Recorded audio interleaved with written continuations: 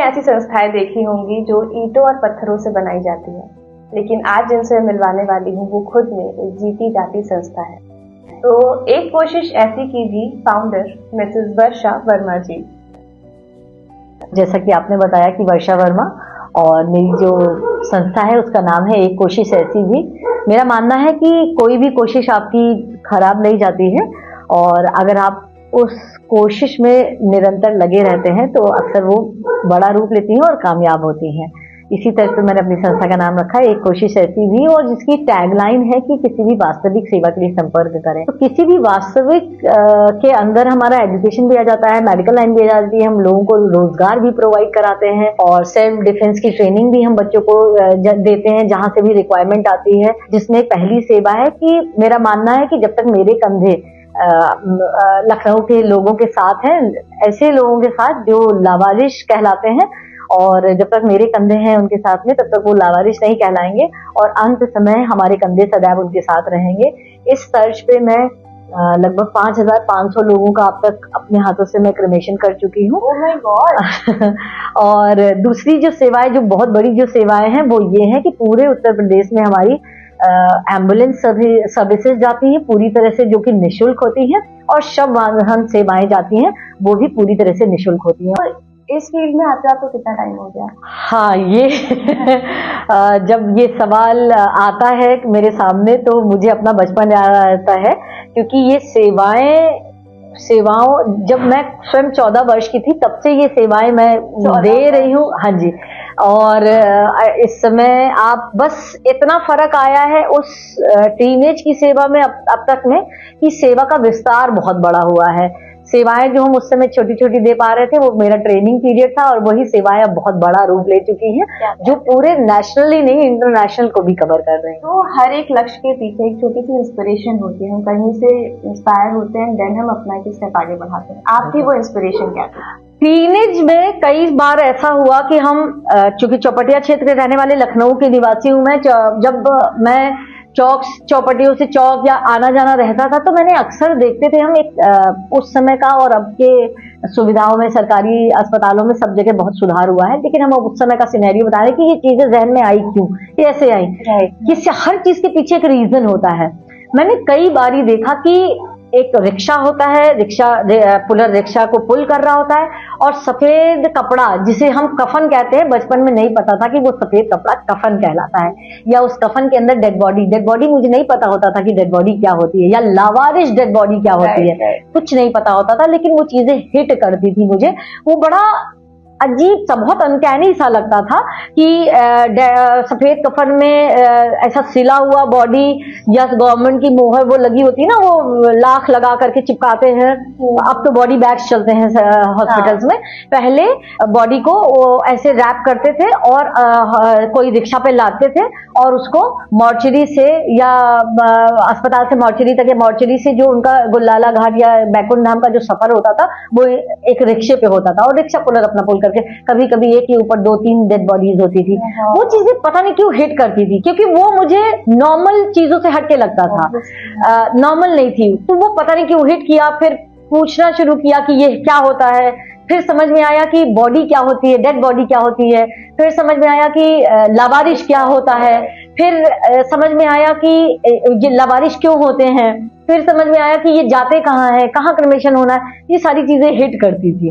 तो कहीं ना कहीं यही चीजें हिट करते करते, फिर इस पे काम करते करते, फिर हमने एक लावारिश लोगों पे काम करना शुरू किया। उनका ट्रीटमेंट, ये वो 2 ही चीजें होती हैं, ट्रीटमेंट के बाद या तो ठीक हो जाते हैं तो शेल्टर होम, नहीं ठीक हो पाते तो क्रिमेशन, फिर क्रिमेशन पे काम करना स्टार्ट किया। तो अब तक लगभग 5,500 लोगों का क्रिमेशन अपने हाथों से कराया जा चुका है, और कोशिश यही रहेगी कि जब तक हमारे कंधे लखनऊ के लावारिश लोगों के साथ में है, भगवान कोई भी लावारिश ना कहला करके यात्रा करे। ये हमारा सफर इसका है। तो अभी कुछ ऐसा एक्सपीरियंस आपके साथ हो कि हाँ आपने इनको हेल्प करी है, आज वो इस लेवल पर है? बिल्कुल। कुछ समय पहले ऐसे तो बहुत सारे केसेस हैं, क्योंकि लंबे समय से एजुकेशन लोगों की अडॉप्ट हुई है, ऐसे ही बहुत ढेर सारे केसेस हैं। उनमें से मैं एक चुनिंदा उठाती हूँ केस को। कश्मीर का एक परिवार जो यहाँ पर आता था हर साल, जो आप देखते हैं ऊनी शॉल और ऊनी सूट बेचने के लिए आते हैं, उस परिवार में दादा पोते का एक एक्सीडेंट हुआ था 10-90 चौराहे पे। तो इत्तेफाक से हम कुछ केस करके ही लौट रहे थे, चारबाग से 2 केसेस 2 रेस्क्यू करके हम लोग लौट रहे थे। तो मैंने देखा जब 10-90 पे ही एक्सीडेंट हुआ था, तो हम लोगों ने उसको जब हॉस्पिटलाइज कराया और लगभग मुझे लगता है शायद 1.5-2 महीने तक वो उसका ट्रीटमेंट चला था। ट्रीटमेंट के बाद मुझे वो लम्हा आज भी याद है कि जब उस बच्चे ने कहा कि मैम इस ट्रीटमेंट के बाद ही वॉज वेरी हैप्पी, जब वो अपने पैरों पे चलने लगा और उसने कहा कि मैं वापस कश्मीर जरूर जा रहा हूं, लेकिन अब मैं तभी आपके पास आऊंगा जब मैं एक बड़ा अधिकारी बन जाऊंगी। आज तक मुझे ये बात टच करती है अंदर तक कि एक छोटा सा लम्हा, एक छोटी सी बात मेरी उस बच्चे को इतनी पिंच कर गई थी कि उसने कहा था कि अब मैं अधिकारी बनकर आऊंगा तभी मैं आपके पैर छूने आऊंगा। वर्षा जी, जब मैंने आपका पेज देखा फेसबुक वगैरह पे, तो मैंने देखा कि बहुत कुछ पार्टी जैसा कुछ माहौल बना हुआ है, ठीक है। एंड जब उस पे क्लोजअप गया तो देखा वो ब्लड डोनेशन कैंप था। तो पहले तो मुझे विश्वास ही नहीं कि ब्लड डोनेशन कैंप है, बिकॉज वो लग ही नहीं रहा था इतना हैपनिंग। पिकनिक में मनाने की जगह मैंने ये तय किया था कि मैं अपना जन्मदिन ब्लड डोनेशन कैंप से, जिसका सबसे पहला ब्लड डोनेट मैं खुद करती हूँ। मैं अब तक 37 टाइम्स ब्लड डोनेट कर चुकी हूँ। कि मैं क्या करती हूँ, उसको ब्लड डोनेशन कैंप को बहुत क्रिएटिव बनाने के लिए उसमें एक ओपन फेट का इंतजाम हम कराते हैं, जिसमें मैं वायरल कर देती हूँ कुछ समय पहले से कि अगर कोई लोग अपना स्टॉल लगाना चाहते हैं, खाने पीने का, शॉपिंग का, गेम्स का, किसी भी तरह का, या कोई अपने कोई किसी तरह का कोई प्रचार करना चाहते हैं, वो सारे लोग आते हैं, वो सब लोग अपने स्टॉल लगाते हैं और 300-400 लोगों की भीड़ होती है। लोग आते हैं, वहां पे खाना खाते हैं, मजे करते हैं। अगर आपके अंदर जज्बा है, अगर आपके अंदर आपको वो छोटी छोटी चीजें आती हैं, तो आप जान बचा सकते हैं। तो CPR का ट्रेनिंग जहां चल रहा हो, वहीं पे ब्लड डोनेशन हो रहा हो, वहीं पे आपका मेला लगा हो, वहीं पे आपका पूरा जांच हो रही हो, वहीं पे शॉपिंग, वहीं पे सारी चीजें। और क्यों जाए। कौन कौन से हॉस्पिटल्स में आप लोग जाते हैं? हाँ, सर्विस प्रोवाइड कराते हैं ताकि उनके लिए भी इजी रहे। देखिए, हमारा जो टारगेट होता है वो पहले तो मैं बता दूं कि वजह कोई भी दूसरी हो, लेकिन जो सबसे इम्पोर्टेंट बात है वो ये रहती है कि हम सरकारी अस्पतालों को ही कवर करते हैं।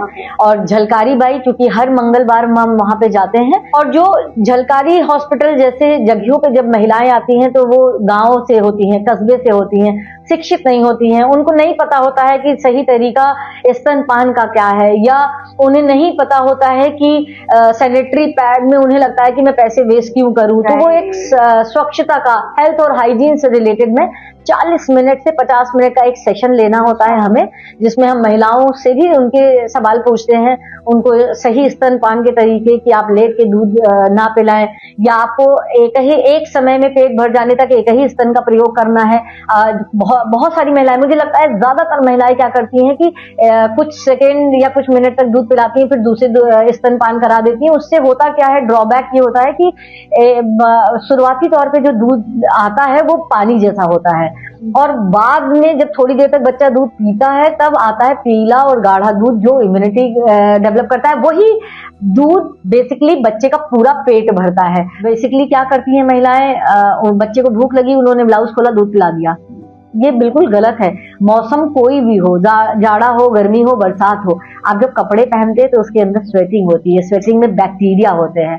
तो आपको स्तनपान करने से पहले और कराने के बाद में, कराने से पहले और कराने के बाद में आपको अपने स्तनों को साफ करना है। ये बहुत इंपॉर्टेंट है। और कितनी महिलाएं ये ध्यान देती हैं, जरा सा आप सोचिए। ये हम गारंटी लेते हैं कि जो शिक्षित महिलाएं हैं जो स्तनपान कराती है, उनको वो भी इस पोर्शन को इग्नोर करती हैं। तो ये बहुत छोटी छोटी सी बातें हैं, और मैं बहुत मेडिकल टर्म में नहीं जाती हूँ महिलाओं के पास, ये बहुत छोटी वाली बात है।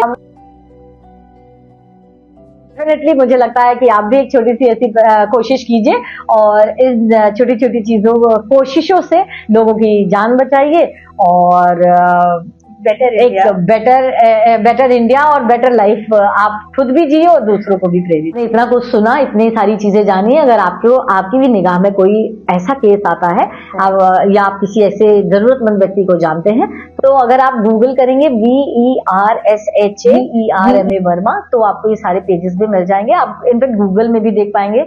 गूगल में अगर आप डालेंगे कि क्रिमेशन लेडी इन लखनऊ, तो भी आपको सारी चीजें दिख जाएंगी।